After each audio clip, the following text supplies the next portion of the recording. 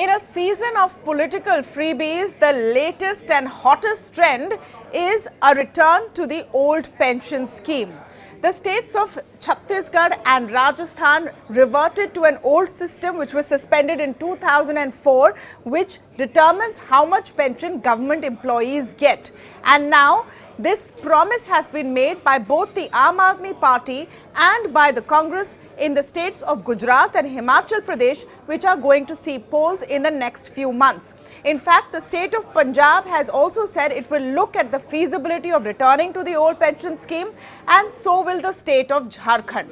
Now, the question is, what is the old pension scheme? Why was it stopped in 2004? And why have all of these promises and statements alarmed economists all over the country? So let's start with explaining what the old pension scheme is. Under this scheme, a government employee would get 50% of their last drawn salary as pension till the end of their life. This amount, the cost was borne by the government that employed them, whether it is central or state.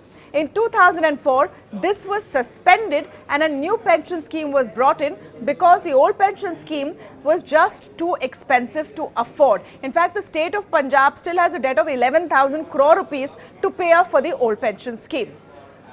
Now the question is, what is the new system? Under the new system, anyone who joined government service in 2004 onwards would get at the end of their retirement a pension amount which they have also contributed to. So 10% of their salary would be going towards this pension amount and another 14% of their salary would be given by the government.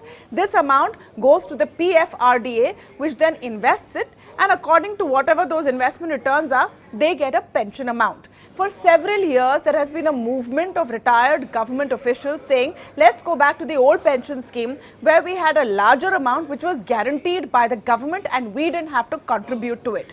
Now, this is obviously a populist move, and this organization which wants a return to the old pension scheme has said we will support whichever political party brings the old pension scheme back in the elections of Gujarat and Himachal Pradesh. So that is one of the reasons you have a race to make this poll promise.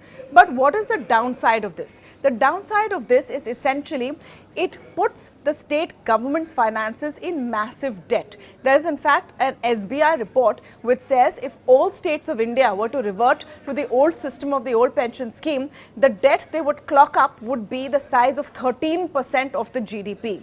So clearly it's not something that we can afford. Why are states okay to do it then? Because they know that future generations have to pay for it. People who come into the workforce right now, even as government employees, will need those pensions several years down the line.